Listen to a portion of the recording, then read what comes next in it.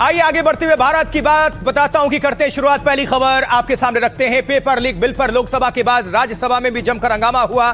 खड़गे के बयान के बाद बीजेपी ने चौतरफा हमला बोल दिया, यानी वार के बाद पलटवार। तो पहले ये 20 जुलाई की तस्वीर आपके सामने रखने जा रहे हैं। सीजेपी यानी कॉकरोच जनता पार्टी प्रोटेस्ट का ये नया सीसीटीवी वीडियो है। इसमें छात्र और पुलिस आमने सामने आपको नजर आ रहे हैं। संसद भवन के बेहद करीब प्रदर्शनकारी पहुंच गए थे। सुनिए जरा, देखिए।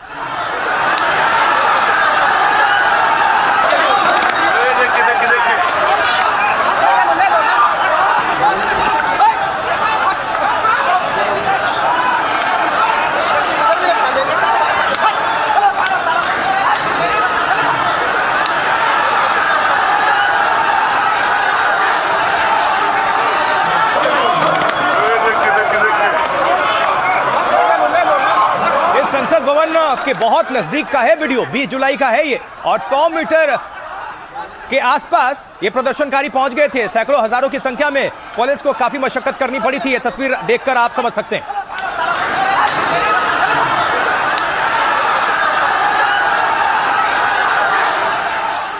ये तो 20 जुलाई का वीडियो आपने देख लिया, और अब आज की तस्वीर भी आपके सामने रखने जा रहे हैं। हैदराबाद में सीजेपी यानी कॉकरोच जनता पार्टी ने प्रदर्शन किया, लेकिन आज शांतिपूर्वक। जिंदाबाद, जय जय जय जय जय भीम, जय भीम, जय भीम, जय जय जय जय जय भीम, जय भीम, जय भीम, जिंदाबाद, इंकलाब जिंदाबाद, वंदे मातरम, वंदे मातरम, जोहार विद्यार्थी हमारा वीरలకు, जोहार जोहार, जोहार विद्यार्थी हमारा वीरలకు, जोहार जोहार, इंकलाब जिंदाबाद, भारत माता की जय, भारत माता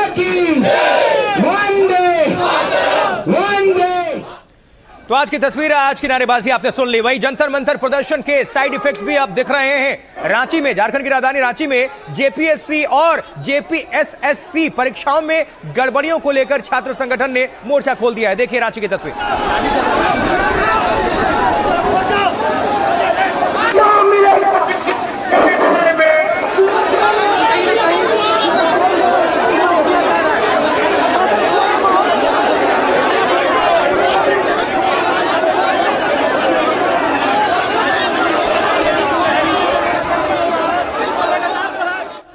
रांची के बाद लिए चलते हैं राजधानी की राजधानी जयपुर। जयपुर में एनएसयूआई ने दिल्ली में छात्रों के खिलाफ कार्रवाई को लेकर प्रदर्शन किया। कुछ छात्र पानी की टंकी पर भी चढ़ गए। इस दौरान देखिए।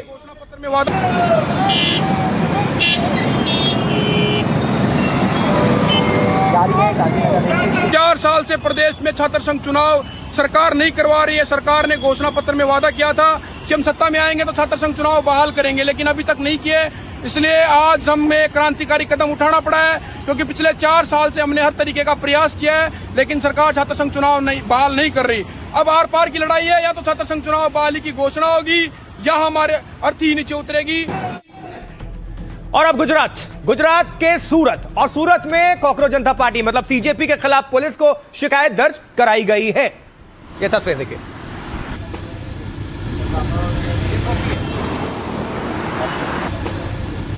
कॉकरोच जनता पार्टी के खिलाफ जो शिकायत दर्ज कराई गई है, उसी की एक कॉपी आप देख रहे हैं।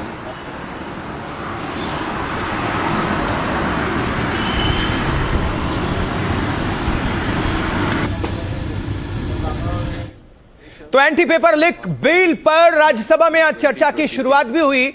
अब आपको थोड़ी वहां की तस्वीरें भी दिखा देते हैं, सुनवाई। That the Public Examinations Prevention of Unfair Means Amendment Bill 2026 as passed by the Lok Sabha may be taken into consideration. Now the bill has come to the upper house, the House of Elders. In other words, the House of Seniors, the House of Wiser, the House of Maturer. That the bill may be received and responded to. Jitendra Singh को सुन रहे थे आप। और लेकिन इसी चर्चा के दौरान मल्लिकार्जुन खड़गे, कांग्रेस के अध्यक्ष, उनके बयान पर जमकर बवाल हो गया।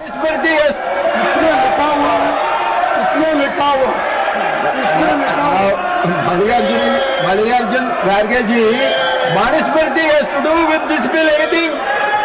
No, whether this Manusmriti is having anything to do with this bill? जहां तक मेरी पूरी जानकारी है, ये तथ्यों से परे है, और मनुस्मृति का ओरिजिनल टेक्स्ट ओरिजिनल टेक्स्ट उसको ऑथेंटिकेट। चलिए जल्दी से जान लीजिए कि राज्यसभा में मल्लिकार्जुन खड़गे ने क्या कहा, जिस पर बवाल हो गया और भारतीय जनता पार्टी ने बोल दिया हमला। लोकसभा में पास होने के बाद पेपर लीक बिल पर राज्यसभा में चर्चा हुई। मल्लिकार्जुन खड़गे ने इस बिल को लेकर सरकार को घेरा। कह रहे हैं हम चाहते हैं कि विश्वविद्यालयों में अच्छे शिक्षक, अच्छे वीसी आए, लेकिन आप जो सिलेबस बदल रहे हैं उसमें यह भी आ रहा है। कुछ सालों में 152 परीक्षाओं के पेपर लीक हुए हैं, लेकिन इस केस में एक को भी सजा नहीं हुई। सरकार क्या कर रही थी? क्या एजेंसियां सो रही थी? शिक्षा कुछ लोगों का विशेषाधिकार नहीं है, शैक्षणिक संस्थाओं पर आरएसएस का कब्जा है। खड़गे का दावा है मोदी के कार्यकाल में 1.25 लाख छात्रों ने सुसाइड किया। यह कांग्रेस पार्टी के अध्यक्ष मल्लिकार्जुन खड़गे ने यह सदन के अंदर दावा किया। 12 साल में पहली बार शिक्षा मंत्री का इस्तीफा हुआ। दिल्ली में लाठीचार्ज पर गृह मंत्री अमित शाह से जवाब मांगा। खड़गे ने इसको लेकर अमित शाह का इस्तीफा भी मांग लिया। जेपी नड्डा ने पलटवार किया सरकार की तरफ से। जेपी नड्डा ने मनुस्मृति वाले बयान पर खड़गे को घेरा। नड्डा ने टोकते हुए कहा खड़गे के बयान से अशांति होगी। जेपी नड्डा ने खड़गे के बयान को तथ्यों से परे बताया। इस पर सभापति ने कहा खड़गे के बयान को रिकॉर्ड से हटाया जाएगा।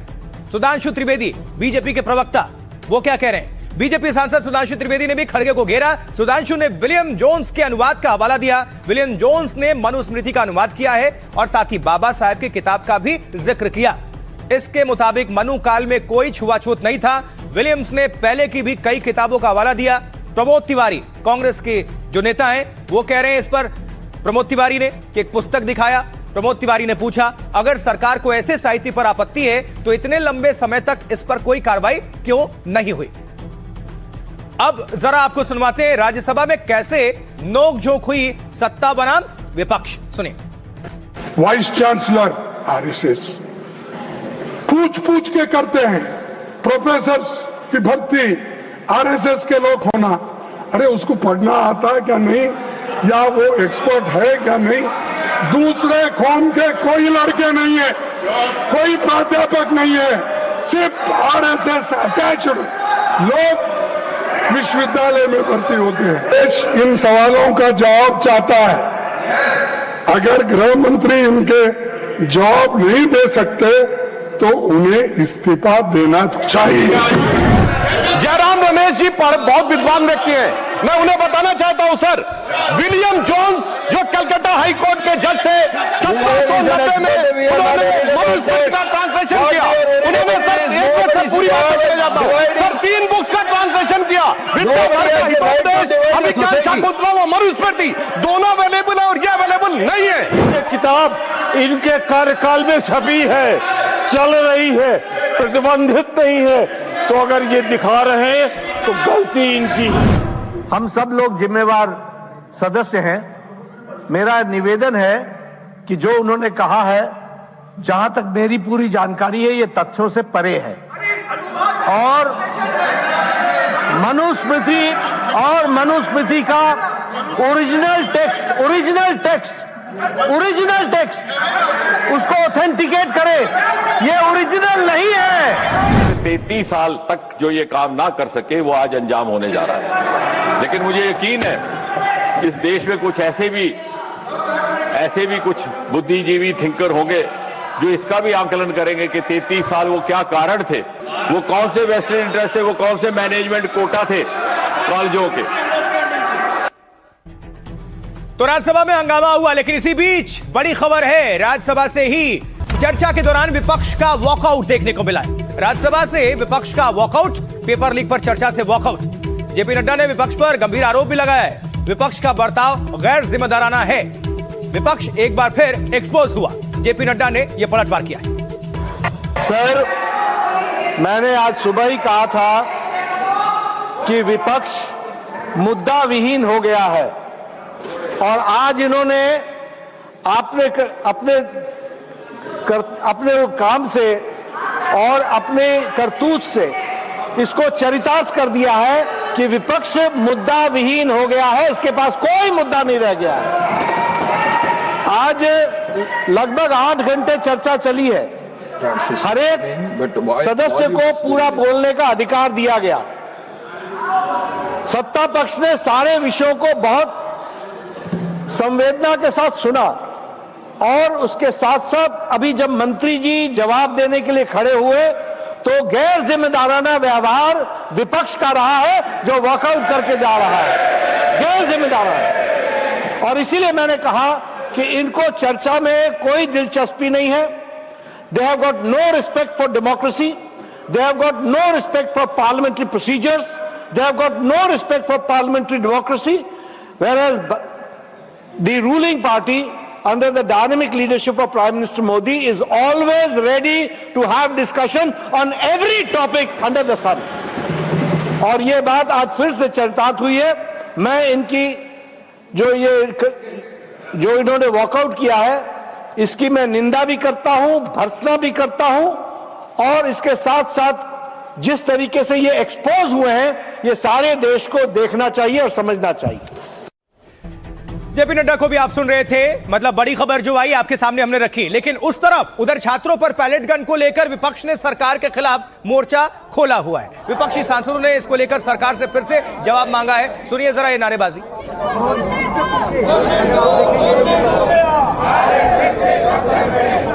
चोरी कहा गया, जवाब दो, जवाब दो, जवाब दो। कहा गया, चढ़ावा छोड़ो, अयोध्या छोड़ो। देखिए, पैलेट गन को लेकर सुप्रीम कोर्ट में भी सुनवाई। क्या कहा कोर्ट ने, चलिए जान लेते हैं जल्दी से। देखिए, आपको प्रदर्शन के दौरान पैलेट गन के इस्तेमाल पर सुप्रीम कोर्ट में सुनवाई, ये जो डिटेल्स हैं रखने जा रहे हैं। याचिकाकर्ता के जो वकील है वृंदा ग्रोवर ने दलील कोर्ट के सामने पेश किया। अब घायल छात्रों के शरीर में मेटेलिक पैलेट निकाले गए हैं, ये उनका दावा है। दिल्ली पुलिस की एसओपी में रबर बुलेट और प्लास्टिक पैलेट का जिक्र है।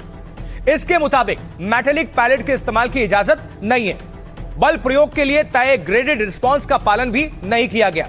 यह वकील की तरफ से याचिकाकर्ता के ये पक्ष रखा गया। याचिका में पैलेट गन के इस्तेमाल पर रोक लगाने की मांग है। घायल सभी लोगों को मुआवजा देने और समुचित इलाज की डिमांड है। अब सुप्रीम कोर्ट ने केंद्र सरकार से जवाब तलब किया।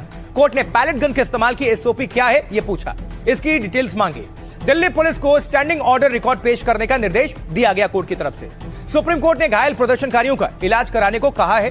केंद्र जंतर मंतर प्रोटेस्ट में इस्तेमाल हथियारों का रिकॉर्ड रखे, कोर्ट ने कहा। कोर्ट ने पैलेट गन के इस्तेमाल पर फिलहाल रोक लगाने से इनकार कर दिया। पुलिस विशेष स्थितियों में इसका इस्तेमाल कर सकती है, सुप्रीम कोर्ट ने यह साफ कहा। तो पैलेट गन को लेकर सियासी वार पलटवार लगातार जारी है। अब आपको सुनवाते हैं विपक्ष और सरकार के अपने अपने तर्क। कई बच्चों को आंखों में वो पैलेट के छर्रे लगे, आंख पे लगे, पीछे लगे। आप सब देखे हैं, सब टीवी में आप बहुत देखते रहते हैं, आप देखे हैं। लेकिन ये देखकर हमको तो शर्म आई, उनको शर्म आया कि नहीं मुझे मालूम। जो मुझे शर्म आया, किसका आंख गया, किसका कान गया, किसका हाथ गया, किसका पैर टूटा, इसका जिम्मेदार कौन है? इसका जिम्मेदार आप है। मैं खड़गे जी आपसे फिर से विनती करता हूं, इतना सीनियर लीडर है आपका ये कांग्रेस का एमपी और कुछ लोग जो हरकत कर रहे हैं, समझाइए, ऐसा मत कीजिए।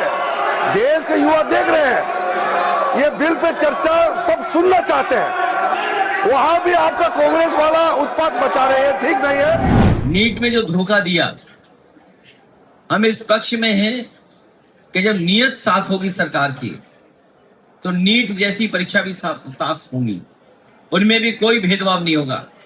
और जब से उत्तर प्रदेश की सरकार भारतीय जनता पार्टी आई है, 20 से ज्यादा पेपर लीक हुए। इतना बड़ा हादसा हो गया, महिलाओं को मारा गया, चोटें आई, अस्पताल में दाखिल हैं, और फिर और इनके लोग तो कह रहे हैं, भाजपा के लोग, कि ऐसा कोई पैलेट गन चला ही नहीं। और जब साबित हो गया कि हाँ चला है, फिर भी गृह मंत्री जी को फिर कुछ लोग कह दिया ये तो एसडीएम का कहा हुआ था। अरे भाई, एसडीएम ने कहा हुआ तो इनको बोलना चाहिए ना कि एसडीएम ने गलत किया, एसडीएम को सस्पेंड करो, करना चाहिए ना। इन्होंने वो भी नहीं किया, ऑब्वियसली इनकी सहमति थी। ये जंतर मंतर पर सबको मालूम है क्या हो गया, किससे आदेश से आंदोलक जो है बच्चे, उनके ऊपर वो पैलेट गन चली। पूरा रिकॉर्ड है संसद मार्ग पुलिस स्टेशन पर, पीछे से गोलियां चला। दिल्ली पुलिस के इसके अंदर है। अगर वो लाठियां जिस पे कील लगी हुई थी उसका इस्तेमाल हुआ, पैलेट गन का इस्तेमाल हुआ, इवन इलेक्ट्रिक्यूट किया गया बैरिकेड को। ये क्या खुद दिल्ली पुलिस के लोअर लेवल ऑफिसर ने कर लिया? देखिए, हकीकत को जितना ही स्वीकार करने से भागेंगे मुश्किल होगी। भारत की बात बताता हूं मैं, बढ़ते हैं आगे, अगली खबर की अब चर्चा करते हैं, बात करते हैं। देखिए, अब जरा देखिए आप, सावन महीने की शुरुआत हो चुकी है और इसी के साथ अयोध्या की भव्य सरयू आरती भी आपके सामने।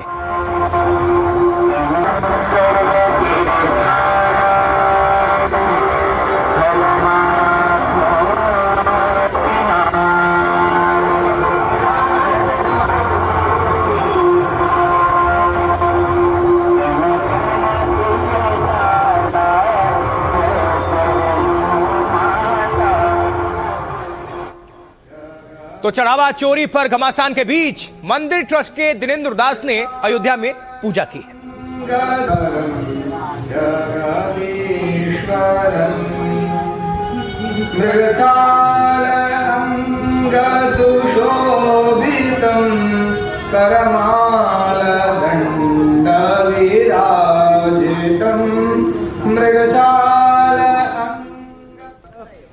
लेकिन दूसरी तरफ विपक्ष ने फिर से चंदा चोरी मामले पर दिल्ली में प्रदर्शन किया और संसद परिसर में दान पत्र लेकर सांसदों ने पैसे भी दान किए। विपक्ष सरकार से इस मुद्दे पर जवाब की मांग कर रहा अरे सोच समझ के डालो, चोरी हो सकती है। भाई थोड़ा पीछे रहिए ना।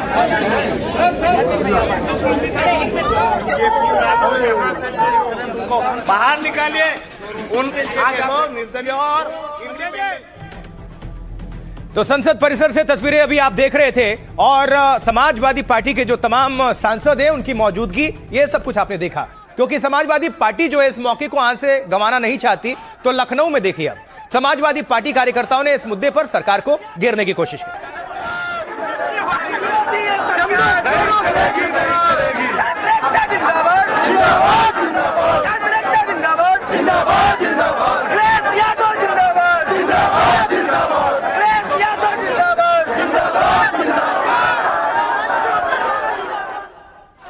और इसके बाद पुलिस ने समाजवादी पार्टी के कई कार्यकर्ताओं को हिरासत में लिया।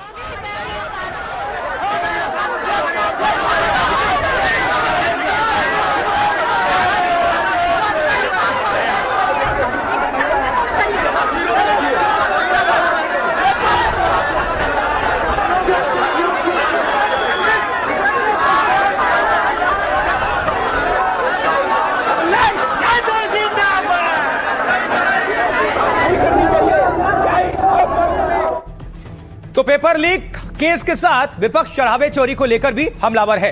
राम मंदिर में चढ़ावा चोरी को लेकर विपक्ष का यह प्रदर्शन आप देख रहे थे। आज लगातार दूसरे दिन दान पेटी लेकर पहुंच गए समाजवादी पार्टी के जो सांसद हैं। दान पेटी में सांसदों ने पैसा भी डालना शुरू किया ताकि ध्यान खींचा जाए और सरकार को घेरा जाए। मकर द्वार पर सांसदों ने जमकर नारेबाजी भी की, जिसे आपने सुना। पेपर लीक में छात्रों के साथ मारपीट के साथ चढ़ावा चोरी पर यह घेराबंदी है सरकार की। इंडिया गठबंधन इन दोनों मुद्दों पर सरकार को घेरने की तैयारी में है। विपक्ष की मांग, राम मंदिर चढ़ावा चोरी में सरकार बयान दे। समाजवादी पार्टी इस मुद्दे को जोर शोर से उठा रही है। यूपी चुनाव से पहले लखनऊ से दिल्ली तक घेरने की तैयारी है और कल भी अखिलेश और डिंपल यादव ने दान पेटी में पैसा डाला था। अखिलेश यादव ने एसआईटी की जांच पर सवाल उठाया था। अखिलेश ने कहा था कि इसकी निष्पक्षता पर बिल्कुल भरोसा नहीं है। उन्होंने तंज कसते हुए पूछा था कि एसआईटी कौन करेगा। अखिलेश यादव ने एसआईटी को शेयर इन थेफ्ट यानी चोरी में हिस्सा बताया।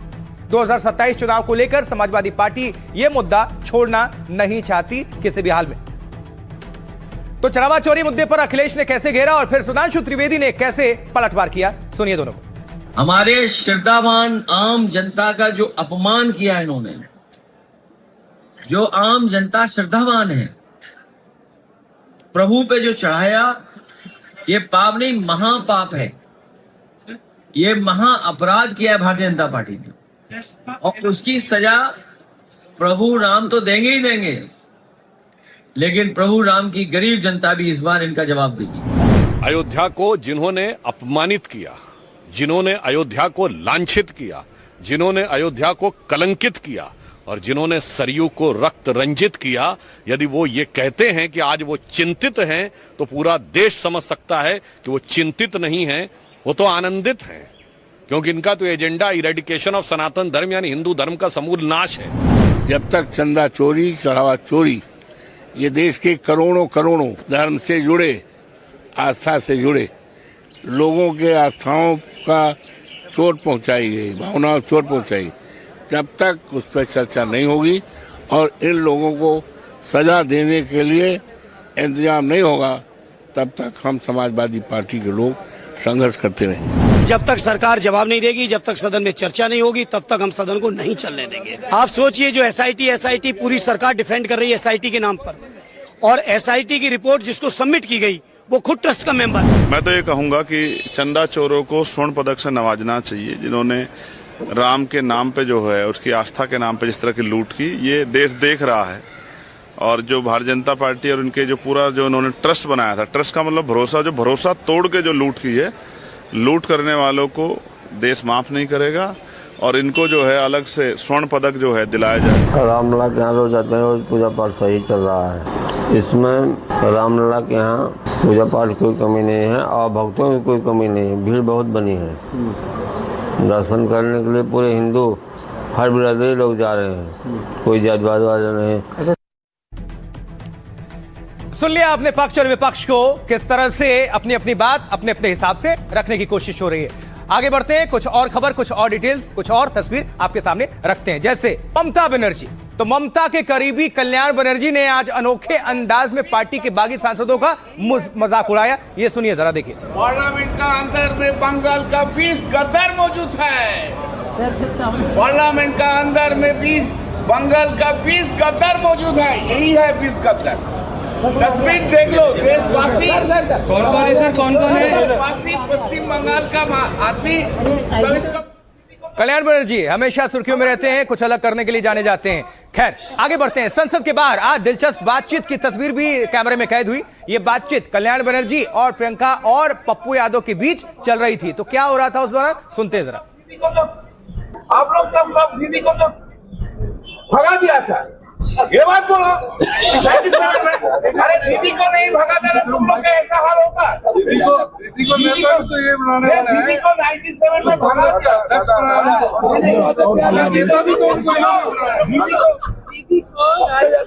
राजीव जी बहुत I know that's the reason. Rajiv ji बहुत प्यार करते थे। राजीव जी ने दीदी को सम्मान दिया।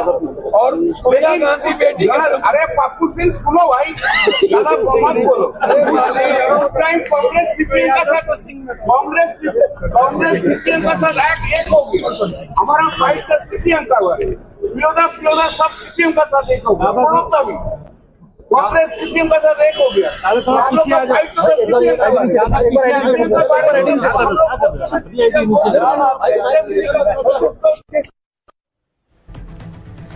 उधर मध्य प्रदेश की राजधानी भोपाल में कंगना रनौत के खिलाफ महिला कांग्रेस कार्यकर्ताओं ने प्रदर्शन किया। तस्वीर।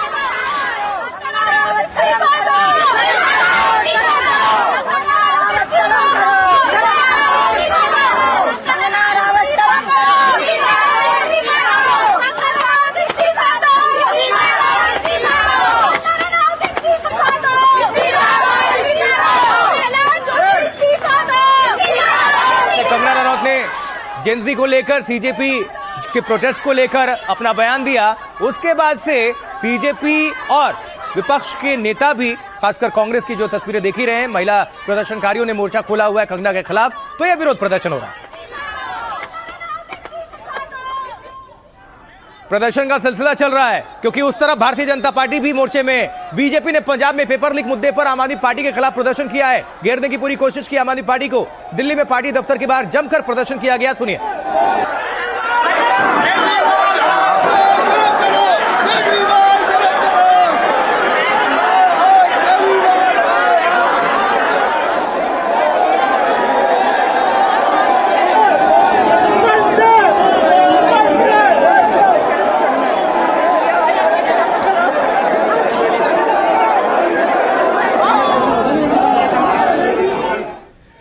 वहीं इस दौरान भारतीय जनता पार्टी ने पंजाब के शिक्षा मंत्री का इस्तीफा भी मांगा।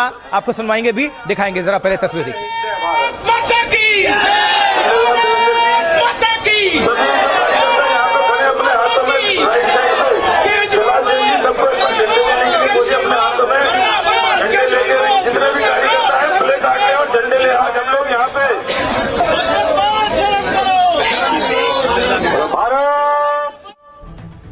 तो एक तरफ पुरुष प्रदर्शन कर रहे हैं तो महिलाएं भी कंधे से कंधा मिलाकर चल रही हैं। वो क्यों पीछे रहेंगी? बिल्कुल पीछे नहीं है। कैसे? देखिए, पंजाब सरकार के खिलाफ भारतीय जनता पार्टी की महिला कार्यकर्ताओं ने भी मोर्चा खोल दिया और जमकर नारेबाजी करती नजर आई।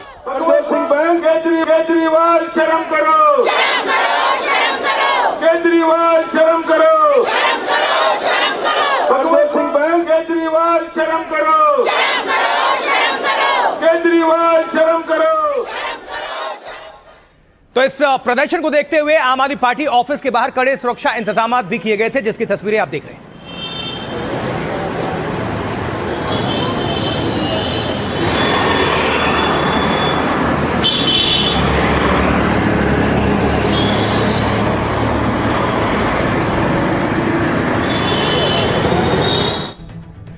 अब समझिए जरा, 2027 पंजाब चुनाव के लिए भी पेपर लीक का मुद्दा सियासी हथियार है। पंजाब की विपक्षी पार्टियां आम आदमी पार्टी सरकार को चौतरफा घेरने का काम कर रही हैं। बीजेपी पंजाब के शिक्षा मंत्री हरजोत सिंह बैंस का इस्तीफा मांग रही है, तो शिरोमणि अकाली दल परीक्षा घोटालों की सीबीआई जांच की मांग कर रही है। कांग्रेस ने आम आदमी पार्टी पर छात्रों के भविष्य के साथ खिलवाड़ करने का आरोप लगाया है। तो दरअसल हाल में फार्मेसी की परीक्षा में नकल का मामला सामने आया था पंजाब में। इसमें कार्रवाई करते हुए पुलिस ने कुछ लोगों को गिरफ्तार भी किया था और इसके बाद पंजाब में पेपर लीक को लेकर सियासत लगातार काफी तेज है। अकाली दल ने आम आदमी पार्टी सरकार पर 11 परीक्षा धांधलियों का आरोप लगाया। कांग्रेस ने पंजाब की भगवंत मान सरकार पर 4 पेपर लीक का आरोप मढ़ा। वहीं भारतीय जनता पार्टी पिछले 4 सालों में पेपर लीक के 5 मामलों के आरोप लगा रही है आम आदमी पार्टी की सरकार पर, भगवंत मान पर। दूसरी ओर पंजाब सरकार पेपर लीक के सभी आरोपों को खारिज कर रही है सिरे से। मुख्यमंत्री ने कहा है कि उनके कार्यकाल में एक भी पेपर लीक नहीं हुआ और फार्मेसी परीक्षा मामला पेपर लीक नहीं बल्कि नकल का मामला है, ये मुख्यमंत्री बता रहे हैं। तो पेपर लीक मुद्दे पर विपक्ष पंजाब सरकार को घेरने में जुटा हुआ है। कौन क्या कह रहा है, सुनते हैं। आज हम केजरीवाल जी को ये चेताने आए हैं कि पंजाब के शिक्षा मंत्री बैंस साहब का इस्तीफा तुरंत लेना चाहिए और इसी बात को लेकर के आज हम आम आदमी पार्टी के कार्यालय पर केजरीवाल साहब को चेताने आए हैं, बताने आए हैं कि अगर इस्तीफा नहीं हुआ तो ये आंदोलन दिल्ली से लेकर के पंजाब तक चलेगा। भगवंत मान और ये एजुकेशन मिनिस्टर इधर आके जनता कॉकरोच जनता पार्टी के स्टेज पे चढ़ के बोल रहे थे कि पंजाब में पेपर लीक होता तो हम एजुकेशन मिनिस्टर को बर्खास्त कर देते।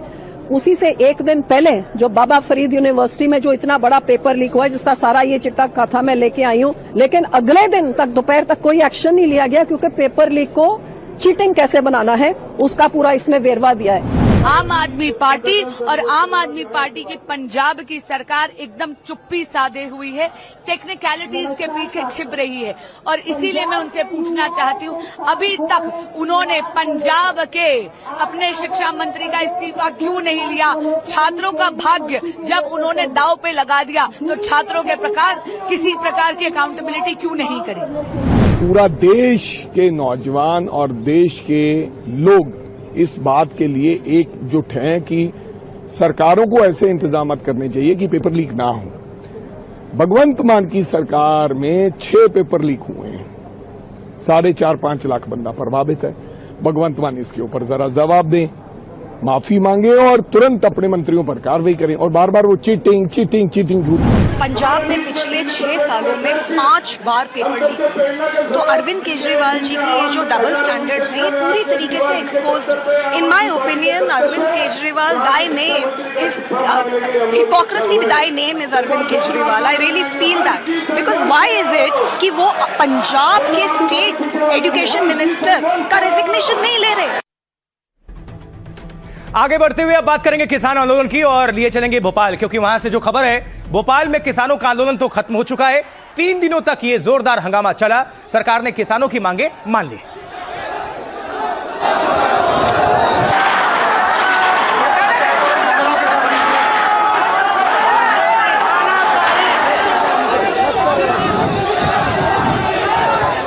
हजारों किसान जो हैं मध्य प्रदेश की राजधानी भोपाल में डटे रहे, ट्रैक्टर से पहुंचे, बस से पहुंचे, पुलिस को काफी मशक्कत करनी पड़ी, प्रशासन को एड़ी चोटी का जोर लगाना पड़ा। कई बार ऐसे मौके आए जब माहौल बेहद ही गर्म हो गया, बैरिकेडिंग को पुलिस ने लगाया था और किसानों ने कई बार उसको हटा दिया, बस पर जा चढ़े, पुलिस को भी चढ़ना पड़ा बस पर, उतारने के लिए समझाने की लगातार अपील होती रही और आखिरकार सहमति बन गई। सरकार ने किसानों की बात मान ली और अब यह आंदोलन हुआ खत्म।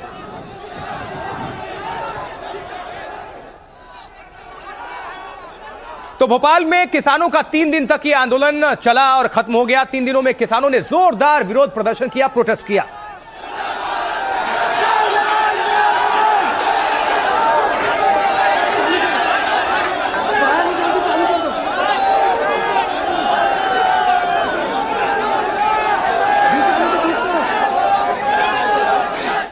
अब जो ये प्रोटेस्ट हुआ था उसको लेकर पूरी जानकारी सिलसिलेवार तरीके से। मध्य प्रदेश में किसानों का बड़ा आंदोलन हुआ खत्म। अब 27 जुलाई को नर्मदापुरम से किसानों का आंदोलन शुरू हुआ था।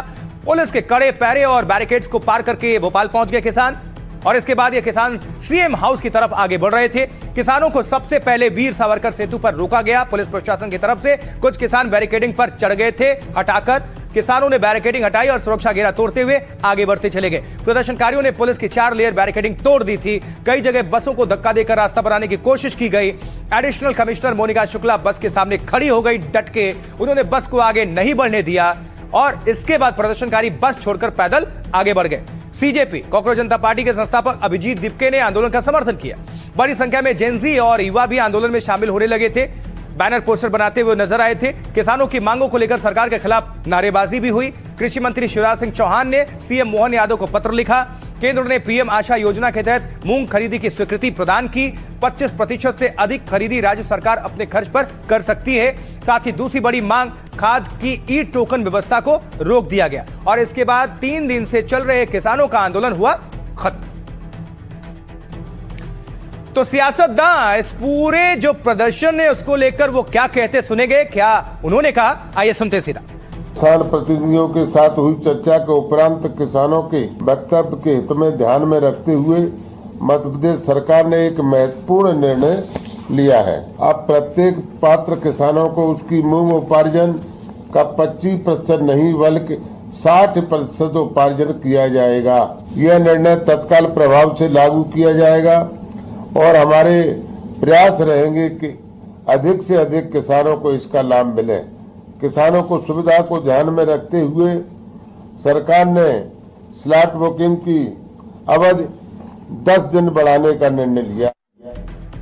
और अभी जब ये खबर आपके सामने हम रख रहे हैं, एक बड़ी खबर आ रही है, वो आपके सामने तुरंत रख दें क्योंकि राज्यसभा में भी पेपर लीक बिल पास हो चुका है। विपक्ष के वॉकआउट के बीच बिल पास हुआ। दोनों सदनों से अब पास हुआ। इसी के साथ पेपर लीक बिल यानी लोकसभा और राज्यसभा दोनों से ही ये पास हो चुका है। तो अभी की ब्रेकिंग न्यूज, बड़ी खबर ये है कि राज्यसभा में भी पेपर लीक बिल पास हो चुका है। विपक्ष के वॉकआउट के बीच बिल पास हुआ। दोनों सदनों से पास हुआ पेपर लीक बिल। ये इस वक्त बड़ी खबर, ब्रेकिंग न्यूज। विपक्ष ने वॉकआउट, राज्यसभा की कार्रवाई कल तक के लिए स्थगित भी है लेकिन पेपर लीक बिल राज्यसभा से पास हुआ। ये बड़ी खबर, ब्रेकिंग न्यूज।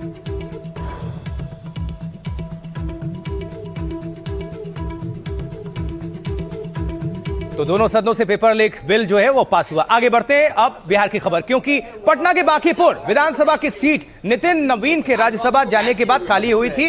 अब इस पर पीके यानी प्रशांत किशोर ने ताल ठोकी है और मतदान के दौरान उनके समर्थकों और भारतीय जनता पार्टी के समर्थकों में लगातार तनातनी रही।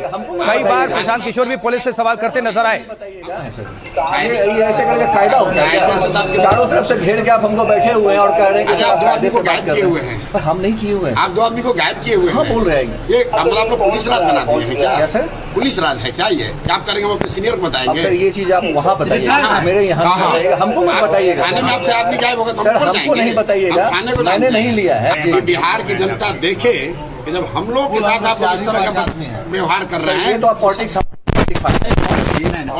क्यों दिखा रहे हैं सर?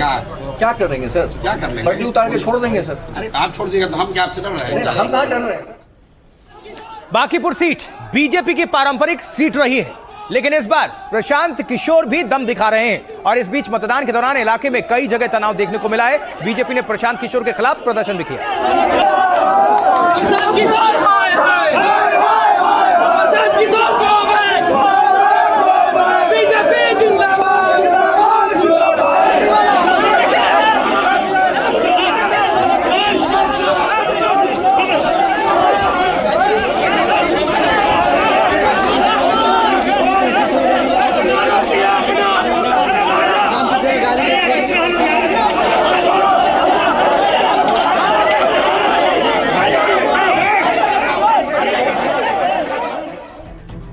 तो बिहार की हम बात कर रहे थे, लेकिन उधर मध्य प्रदेश दतिया उपचुनाव में भी वोटिंग हुई है। नतीजे 3 अगस्त को आएंगे। आइए जरा जल्दी से देख लेते हैं कहां कितना मतदान हुआ है।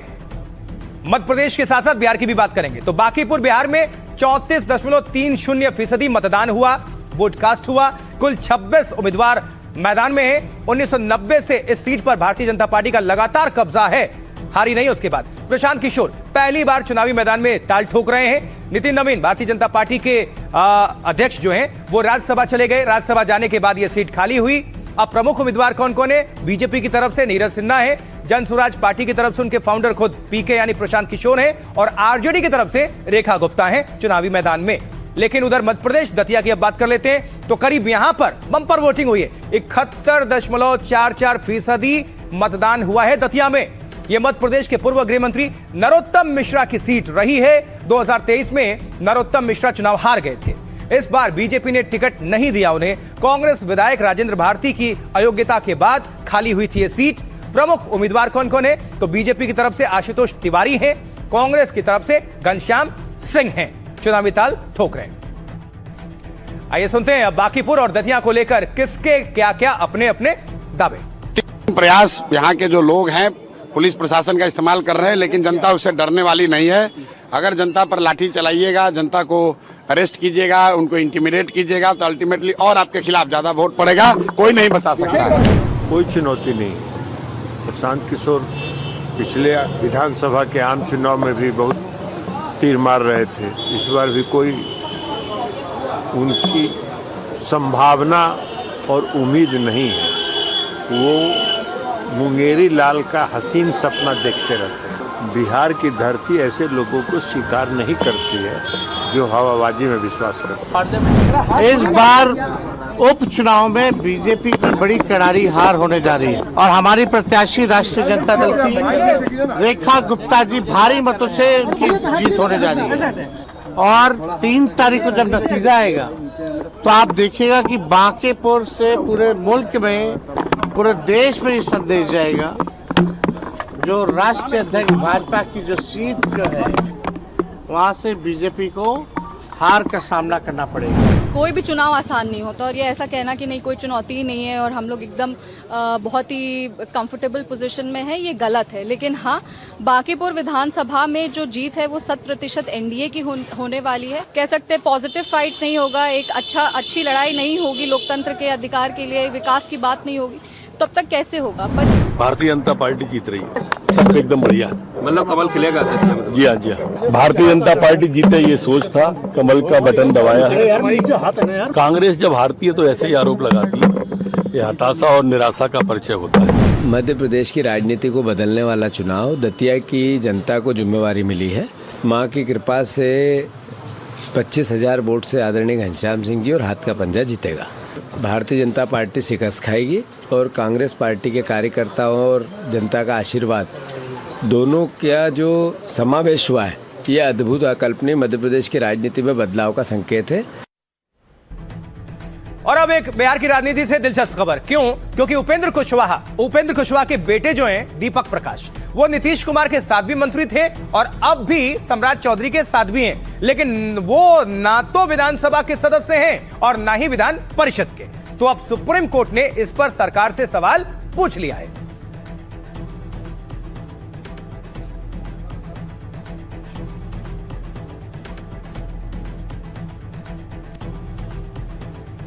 चलिए जरा विस्तार से आपको बता देते हैं कि दीपक प्रकाश कौन है और मामला ये पूरा क्या है, समझते हैं। देखिए, दीपक प्रकाश बिहार सरकार में पंचायती राज मंत्री हैं। वो राष्ट्रीय लोक मोर्चा के अध्यक्ष उपेंद्र कुशवाहा के बेटे हैं, लेकिन वो ना तो विधानसभा के सदस्य हैं और ना ही विधान परिषद के। नियम कहता है कि मंत्री जी को 6 महीने के भीतर विधायक होना जरूरी है। अब सुप्रीम कोर्ट ने उनको लेकर बिहार सरकार से सवाल पूछा है। कोर्ट ने पूछा है कि राज्य सरकार को यह बताना होगा कि यह कैसे हुआ। बिना विधायक बने कोई 6 महीने से ज्यादा मंत्री कैसे रह सकता है। सुप्रीम कोर्ट दीपक प्रकाश की नियुक्ति पर दाखिल पीआईएल पर सुनवाई कर रहा था। सुप्रीम कोर्ट में 1 महीने पहले भी जनहित याचिका पर सुनवाई हुई थी। तब दीपक प्रकाश बिहार सरकार और चुनाव आयोग को नोटिस भेजा गया। दीपक प्रकाश नीतीश कुमार के साथ 4 महीने और 26 दिनों तक मंत्री रहे। नीतीश का जब इस्तीफा हुआ तो उनका कार्यकाल अपने आप खत्म हुआ। इसके बाद अगले 22 दिनों तक उन्होंने कोई भी मंत्री पद नहीं संभाला। अब 7 मई 2026 को सम्राट चौधरी की नई सरकार में वो फिर से मंत्री बना दिए गए। संविधान में लगातार 6 महीने बगैर विधायक मंत्री बने रहने की बात है। याचिकाकर्ता की दलील है कि दीपक 6 महीने से ज्यादा वक्त से मंत्री हैं। वहीं दीपक पहला कार्यकाल 6 महीने से पहले ही खत्म हो गया था उनका। अब सुप्रीम कोर्ट इस मामले की सुनवाई 27 अगस्त को करेगा। लेकिन सवाल पूछा गया सुप्रीम कोर्ट की तरफ से। अब सुनवाते हैं दीपक प्रकाश को लेकर उनकी पार्टी क्या कह रही है, बीजेपी क्या कह रही है और विपक्ष क्या कह रहा है। सुप्रीम कोर्ट में जो विषय विचाराधीन होता है, हमारी पार्टी का स्पष्ट मत है कि वैसे विषयों पर कोर्ट के बाहर कोई टीका टिप्पणी नहीं होनी चाहिए। माननीय न्यायालय का जैसा निर्देश होगा उसका अक्षरतः पालन होगा। संविधान के अनुच्छेद 164(4) के तहत माननीय मंत्री की नियुक्ति हुई थी कैबिनेट के मंत्री की तरह। अब इस अनुच्छेद का क्या इम्प्लीकेशन है, ये माननीय उच्च न्यायालय जिस तरह की भी व्याख्या करता है, जिस तरह का भी आदेश देता है, बिहार की सरकार उस आदेश का अक्षरतः पालन करे। दीपक प्रकाश किस हैसियत से बिहार सरकार के मंत्री के पद पर बने हैं? संविधान की अवमानना, संविधान की अवहेलना बाबत भी मंत्री के पत्र कैसे बना हुआ है? दुर्भाग्य है इस देश का कि उच्चतम न्यायालय की टिप्पणी के बावजूद भी सरकार चुप है। अगर दूसरी होती सरकार तो तांडव चलता कई प्लेटफार्मों पर, लेकिन अभी तो कुछ नहीं कोई बोल रहा भाई। इसके पहले भी सुप्रीम कोर्ट ने टिप्पणी की और आज भी की। लज्जा से मरनी चाहिए। यह बात होगी बिहार की और वहां के पॉलिटिकल खबर की। अब आगे बढ़ते हुए आपको लिए चलते हैं कहां? मध्य प्रदेश के धार में, क्योंकि भोजशाला विवाद की खबर आपके सामने रखेंगे। इस परिसर को लेकर हिंदू मुसलमानों के बीच विवाद पुराना है। कोर्ट के आदेश के बाद यहां हिंदू मंगलवार को वाग्देवी की पूजा करते हैं। मुस्लिमों की मांग थी कि उन्हें भी शुक्रवार को नमाज पढ़ने की इजाजत मिले, जैसा कि पहले हुआ करता था।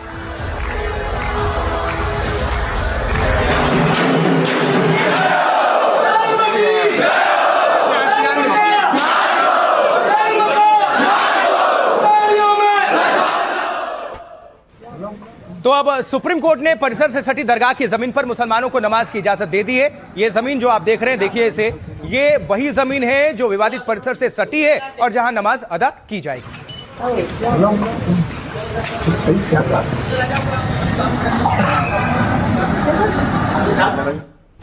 अब समझिए विस्तार से कि ये पूरा मामला क्या है। तो धार के बहुचर्चित भोजशाला मामले में सुप्रीम कोर्ट से बड़ा फैसला आया। कोर्ट ने जुमे की नमाज के लिए मुस्लिम पक्ष को जगह देने के निर्देश जारी किए। दरगाह की भूमि के रूप में चिन्हित ये जगह भोजशाला के बिल्कुल बगल में सटी हुई जमीन है। कोर्ट ने कहा शुक्रवार को दोपहर 1 से 3 तक नमाज की अनुमति दी जा सकती है। यहां पर कोर्ट के अनुसार विवादित परिसर से सटी ये जगह नमाज के लिए उपयुक्त है। कोर्ट ने कहा कि दोनों पक्ष किसी वैकल्पिक स्थान का चयन भी कर सकते हैं। मुस्लिमों ने मांग की थी कि जो भी जमीन मिले वहां से मस्जिद साफ दिखाई दे। इस मांग के बाद कोर्ट ने गूगल मैप के जरिए परिसर की भौगोलिक स्थिति का जायजा लिया। तब जाकर कोर्ट ने दरगाह भूमि को सबसे व्यवहारिक समाधान माना। सुनवाई के दौरान एमपी सरकार ने अधिकारों की लड़ाई में ना पड़ने की दलील पेश की और कहा कि उसका मुख्य ध्यान सिर्फ कानून व्यवस्था संभालने पर है, यानी लॉ एंड ऑर्डर। अब इस पर सुप्रीम कोर्ट ने राज्य सरकार को उसकी जिम्मेदारी याद दिलाई। कोर्ट ने कहा कि धार्मिक अधिकारों की रक्षा करना भी राज्य का दायित्व है, कर्तव्य है। कोर्ट ने कहा धार्मिक अधिकारों की रक्षा करना राज्य का दायित्व है, ये आपको हमने बता दिया। अब सुनवा देंगे कि इस पर कांग्रेस क्या कह रही है, सुनते हैं सबके बयान। जब तक फाइनल ऑर्डर नहीं आता तो हमें कैंपस के सामने जो लगी हुई जगह वो दे दी जाए। जो अभी ऑर्डर, क्योंकि अभी इमीडिएटली सुप्रीम कोर्ट ने ऑर्डर पास करा, रिटर्न ऑर्डर आने में टाइम लगेगा, लेकिन जो वकीलों ने मुझे अभी बताया कि जो हमने येलो डिमार्केशन करके दिया था, उन्होंने उस जगह को लोकेट करके कहा है कि इस जगह पर कल नमाज पढ़ा दी जाए। ये तो एक टेम्पररी फेस है। अभी सुप्रीम कोर्ट ने कहा कि जब तक फाइनल डिसीजन नहीं आता तब तक नमाज वहां प्रारंभ की जाएगी, जो नमाज रुक गई थी। तो उस लड़ाई को हम लोगों को निकालना था। आगे बढ़ते हुए अब बात सावन के पवित्र महीने की। जी हां, तो सावन महीने की शुरुआत हो चुकी है और हर तरफ बोल बम का नारा, जयकारा ही सुनने को मिल रहा है। देखते हैं कुछ तस्वीरें कांवड़ियों की भी। अब सबसे पहले आपको काशी विश्वनाथ के दरबार में लिए चलते हैं, जहां मुख्यमंत्री योगी आदित्यनाथ ने महादेव की पूजा अर्चना की है। सुनिए जरा मंत्रोच्चार।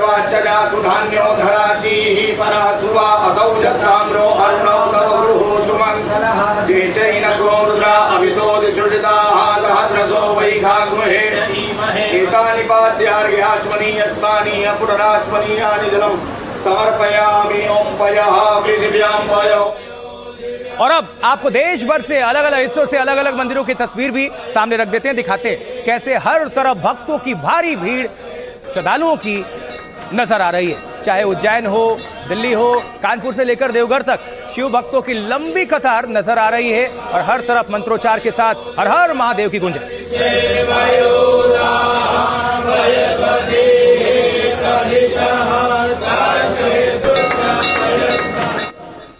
और आज से इसी के साथ कांवड़ यात्रा भी शुरू हो चुकी है। लग्जरी स्पोर्ट्स कार में भी शिव की कांवड़ निकली है। जरा ये देखिए तस्वीर।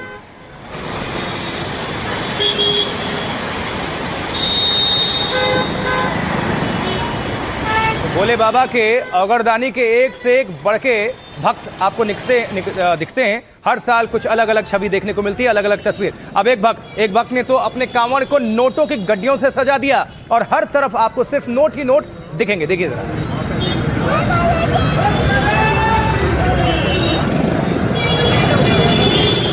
और इसके लिए लेकिन सुरक्षा व्यवस्था भी चाक चौबंद है।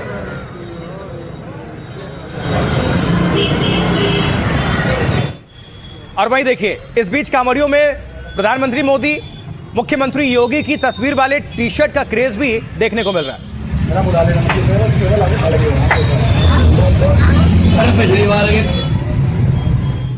तो उत्तर प्रदेश में इस वक्त सुरक्षा व्यवस्था चाक चौबंद है। कांवड़ के मद्देनजर हापुड़ में तो कांवड़ मार्ग की ड्रोन से मॉनिटरिंग की जा रही है।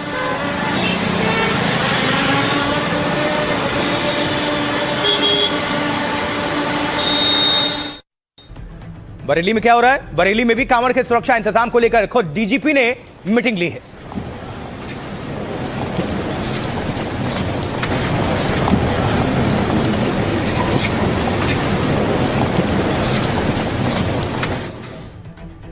और आगे बढ़ते हुए आपको बता देते हैं कि कांवड़ यात्रा को लेकर किस तरह के इंतजाम किए गए हैं। नजर डालिए। देखिए, आज सावन का पहला दिन है और इसी के साथ कांवड़ यात्रा शुरू हो चुकी है। इस बीच शिव भक्तों के लिए कांवड़ मार्ग पर चाक चौबंद व्यवस्था है। पश्चिमी उत्तर प्रदेश, दिल्ली से लेकर उत्तराखंड तक 40,000 पुलिस कर्मियों की तैनाती है। दिल्ली में कांवड़ यात्रा के लिए 6,000 से ज्यादा पुलिस वाले तैनात हैं। इस वक्त दिल्ली में कांवड़ रूट को 12 सुपर जोन्स, 33 जोन्स और 120 सेक्टर्स में बांटा गया है।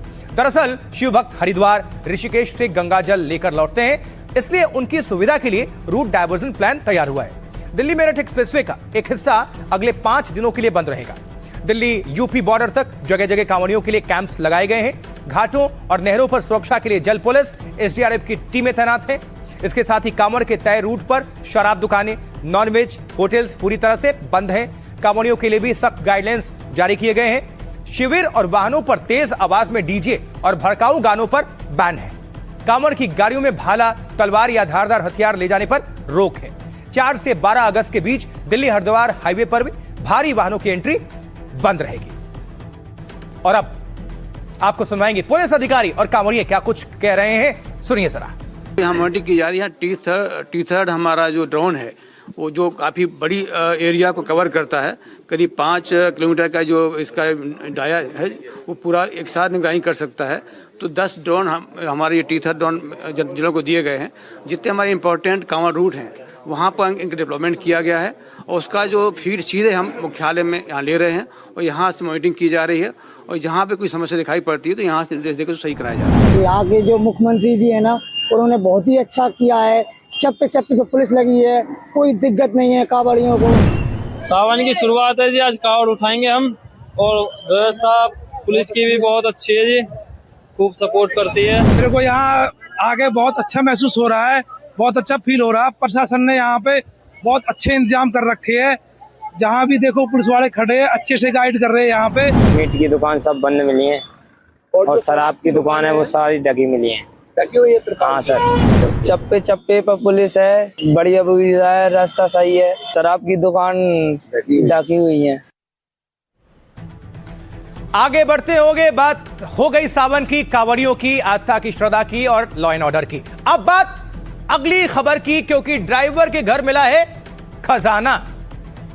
काला साम्राज्य, भ्रष्टाचार। अब पहली तस्वीर आपके सामने रख रहे हैं। बीरभूम में छापा पड़ा तो हर तरफ पैसा ही पैसा, उसका अंबार कहिए नजर आया। तस्वीर देखिए जरा, गिनते गिनते हाथ थक गए, मशीन को बुलाना पड़ा।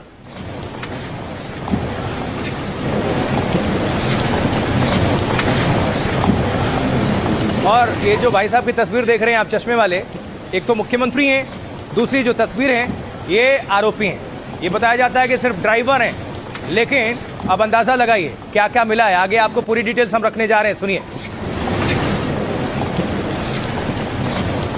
इतने पुलिस वाले, इतने जो कर्मचारी हैं और मशीन्स को वहां पर काउंटिंग के लिए तैनात करना पड़ा। सिर्फ नोट ही नहीं, भारी मात्रा में सोना भी वहां से बरामद किया गया है। बताइए कितना? 15 किलो सोना। ये जब्त किए गए सोने की तस्वीर देख रहे हैं आप, ऐसे ऐसे बहुत सारे हैं। 15 किलो सोना है।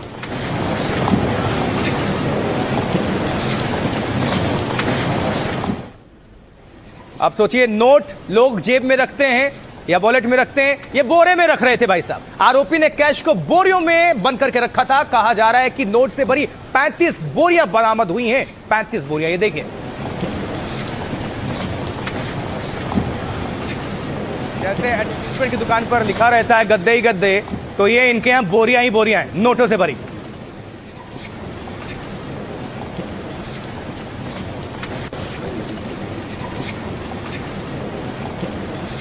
बीरभूम पश्चिम बंगाल की तस्वीर। आगे बढ़ते हुए अगली जो तस्वीर है और अगली जो कड़ी है जोड़कर आपके सामने रख देते हैं, क्योंकि अब आपको दिखा रहे जाए एक मकान। ये वो घर है जिसमें कैश का खजाना मिला है। काला साम्राज्य, भ्रष्टाचार।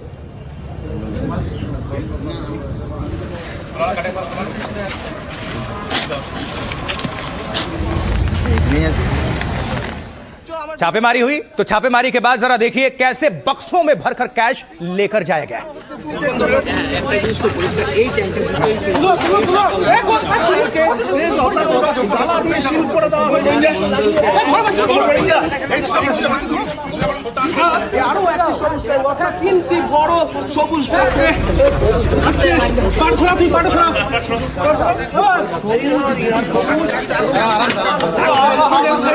তুমি দেখতে পাচ্ছ আমার ভিডিও জার্নালিস্ট কার্তিক কিন্তু তুমি দেখতে পাচ্ছ আমার ভিডিও জার্নালিস্ট কার্তিক। अब समझिए पूरा मामला। पश्चिम बंगाल पुलिस जब बीरभूम के एक घर में छापा मारने पहुंचती है तो वहां मौजूद हर किसी की आंखें खुली की खुली रह गई, जिसे कहते हैं फटी की फटी आंखें। अब क्योंकि घर के अंदर का जो नजारा है किसी खजाने से कम तो नहीं था। कमरे के भीतर नोटों से भरी बोरियां और बेतहाशा सोना वहां से बरामद हुआ, 15 किलो। सबसे चौंकाने वाला यह था कि यह घर पूर्व सरकारी ड्राइवर का था, जिसने कुछ दिन पहले ही स्वेच्छा से अपनी नौकरी छोड़ दी थी। छोड़ेगा भी कैसे नहीं। और रिटायरमेंट के बाद उसे 35,000 रुपए सिर्फ पेंशन के तौर पर मिल रहे थे। वो एक सामान्य से दिखने वाले 2 मंजिला घर में रह रहा था और इसी सामान्य दिखने वाले इस घर में 35 बोरियों में 28 करोड़ रुपए कैश मिला है। कैश इतना ज्यादा कि नोट गिनने की 5 मशीनें मंगानी पड़ी, बुलानी पड़ी। जबकि दावा है कि इतने नोट गिनते गिनते मशीनें तक जवाब देने लगी, हाथ तो छोड़ दीजिए। भारी कैश के साथ ही इस पर 15 किलो सोना वहां से बरामद हुआ, जब्त हुआ। 1 किलो की 14 सोने की छड़ें हैं, 100 ग्राम के 10 सोने के बिस्किट जब्त हुए हैं। कुल मिलाकर सोना और नगद 50 करोड़ से ज्यादा का आंका जा रहा है अब तक। बरामद किए गए इस काले खजाने का मालिक मीनार मंडल है, जो नौकरी छोड़ने के बाद रिश्तेदार के अवैध कारोबार में लग गया था। बीरभूम जिले में उससे रेत और पत्थर खनन का कारोबार शुरू किया। फिलहाल इस पूरे मामले को लेकर मीनार मंडल को अरेस्ट कर लिया गया है और साथ ही इस काले खजाने को, काले कारोबार को लेकर जांच चल रही है। हालांकि इसका और भी कुछ नाम है, मीनार मंडल के अलावा कहानी कुछ और भी है, बताएंगे। इस पूरे मामले पर सियासत बेहद गर्म है, नेताओं का क्या कुछ रिएक्शन है, सुनिए। ऐसे कई लोग हैं यार, इन्हीं लोगों के कारण भारत बंगाल के जो जिले हैं, बीरभूम जैसा, मुर्शिदाबाद जैसा, पुरुलिया जैसा, बांकुड़ा जिला का विकास नहीं हो पाया, क्योंकि वहाँ की जो रिसोर्सेस है वो इन्हीं लोगों ने लूटा है इतने साल। तो ठीक है, जिसका पास इलीगल रुपया होंगे वो गोल्ड होंगे, वो तो एक्शन लेना ही है, ये तो एक्शन होगा ही। लेकिन क्वेश्चन ये है, अभी 3 महीना हो गया है नया सरकार का, इतने दिन रिकवरी नहीं हुआ। ऐसा ही जो लोगों का पैसा लूट किया, समाज का पैसा, सरकार का भी तो टैक्स लूट हुआ है। जो सरकार का ट्रेजरी में आना चाहिए था वो लूट होकर उसका घर में और उसका नेतृत्व का घर में पहुंचा वो पैसा। तो ये अभी नहीं चलेगा।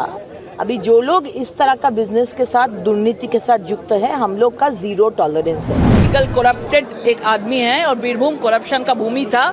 अभी आप देखेंगे बीरभूम में जो भी करप्शन हुआ, इतने करोड़ों रुपया जो सोना जो मिला है उसमें वहाँ से, तो इसका कार्रवाई होगा और हमारा मुख्यमंत्री ने, हमारा प्रधानमंत्री जी बोला है कि ना खाऊंगा ना खाने दूंगा। किसी के घर से इतना सारा मतलब कि पैसा और गोल्ड बरामद होना, ये एक बहुत ही बड़ी बात है, बहुत सीरियस गंभीरता से लिया जा रहा है। जो भी इसमें इन्वॉल्व है सबके खिलाफ कार्रवाई करेंगे। तो ये जो मीनार मंडल है, तुलू मंडल, इनका असली नाम है मोहम्मद नजीबुद्दीन। चलिए अब आगे बढ़ते हैं। इस खबर की बात हमने कर ली है धन कुबेर की। आगे बढ़ते हुए हम बात करेंगे, एडमिशन नहीं मिला तो आईआईटी की वेबसाइट कर ली हैक। देख, ये मामला आईआईटी कानपुर से जुड़ा हुआ है, उत्तर प्रदेश, जहां एक छात्र का प्रतियोगिता में एडमिशन नहीं हो पाया तो उसने संस्थान की वेबसाइट ही कर ली हैक। ये छात्र साइबर सुरक्षा से जुड़ा कोर्स करना चाहता था और वेबसाइट हैक करने के बाद इस छात्र ने सोशल मीडिया पर स्क्रीनशॉट भी डाल दिया और हैकिंग का दावा कर दिया। इस पोस्ट में उसने लिखा, मुझे एक मौका चाहिए। छात्र बोला, मुझे एक मौका चाहिए। ये देखिए, site is hacked, all I need is just a fair chance.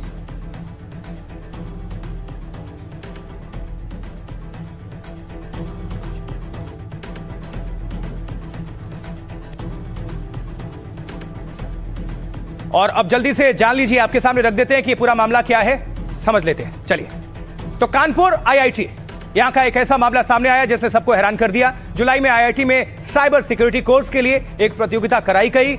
नियमों के तहत प्रतियोगिता पास करने वालों को एडमिशन मिल गया, लेकिन एक छात्र जो एडमिशन से छूट गया, उसने आईआईटी की वेबसाइट हैक कर ली। हैक करने के बाद छात्र ने वेबसाइट पर संदेश छोड़ा खुद ही, मुझे एक उचित मौका चाहिए, फेयर चांस। वेबसाइट हैक करने के बाद उसने सोशल मीडिया पर इसके सबूत भी पेश किए। इसके साथ ही उसने लिखा कि वेबसाइट का डेटा से छेड़छाड़ करना मकसद नहीं है, बल्कि इस हैकिंग का मकसद सिर्फ अपनी क्षमता, स्किल्स को साबित करना है।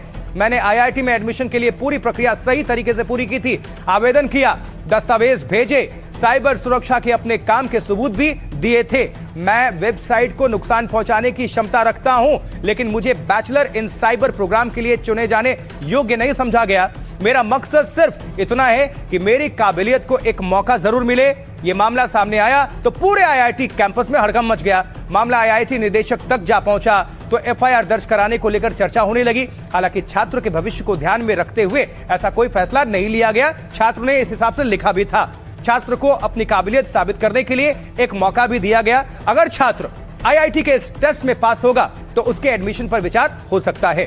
साथ ही आईआईटी ने छात्र के भविष्य को ध्यान में रखते हुए पहचान उजागर नहीं की है। एक अच्छे पहल। आगे बढ़ते हैं और अब आपके सामने रख देते हैं लाइफ का फंडा। आज क्या है फंडे में, आइए सुनते हैं, देखते हैं। देखिए, अगर खुशियां बढ़ाना है तो रिश्ते मजबूत बनाना है और दूसरों की छोटी मोटी बातों या बहस पर ज्यादा ध्यान नहीं देना चाहिए। गौतम बुद्ध ने गर्म पानी के जरिए अपने शिष्य को समझाते हुए बड़ा फंडा दिया। सूरज नाम का एक किसान था, उसे बहुत जल्दी गुस्सा आ जाता था, जैसे अक्सर सबको आता है। एक बार एक बच्चे ने उसके खेत में थोड़ी सी मिट्टी फेंक दी। सूरज गुस्से से आग बबूला हो गया और बच्चे को मारने दौड़ पड़ा। बच्चा तो किसी तरह भागकर बच गया, लेकिन सूरज को बाद में गुस्से पर पछतावा हुआ। उस गांव में भगवान बुद्ध प्रवचन के लिए आए थे। सूरज उनके पास जा पहुंचा, बोला, गुरुजी, मुझे बात बात पर गुस्सा आ जाता है, पता नहीं चलता कि गुस्से में क्या क्या कह और कर देता हूं, लेकिन बाद में मुझे गुस्से पर बहुत दुख और पछतावा होता है। गौतम बुद्ध ने कहा, मैं उपाय बताता हूं, लेकिन पहले 2 पतीले में पानी ले आओ, एक में गर्म और एक में ठंडा। बुद्ध के कहने पर सूरज ने पहले पतीले के पानी को खूब गर्म किया। अब बुद्ध ने कहा कि इस पानी में अपना चेहरा देखो। सूरज बोला, गुरुजी, चेहरा देखना तो दूर में, भाप निकलते पानी के पास कुछ पल भी रुक नहीं सकता। अब बुद्ध ने दूसरे पतीले में थोड़ी सी मिट्टी डालने को कहा। सूरज बोला, गुरुदेव, ये पानी तो गंदा हो गया। बुद्ध बोले, थोड़ा इंतजार करो। कुछ ही देर में मिट्टी नीचे बैठ गई और पानी फिर से साफ हो गया। गौतम बुद्ध ने कहा, इसमें अपना चेहरा देख सकते हो? सूरज ने कहा, हाँ बिल्कुल, एकदम साफ। तब बुद्ध ने सूरज को लाइफ का बड़ा फंडा दिया। उबलते पानी की तरह गुस्से में हम अपनी असली छवि नहीं देख पाते, क्योंकि हम गुस्से में होते हैं और गुस्से में शांत रहने पर बिना नुकसान के रह सकते हैं। कुल मिलाकर गुस्सा नहीं करना है, कंट्रोल करना है। चलिए, इसी के साथ भारत की बात बताता हूं मैं। आज के लिए इतना ही। मुझे आशुतोष चतुर्वेदी को दीजिए आप इजाजत। बने रहें, देखते रहें, जुड़े रहें एनडीटीवी इंडिया के साथ। यहां खबरें लगातार जारी हैं। आप सभी दर्शकों को बहुत नमस्कार, आभार।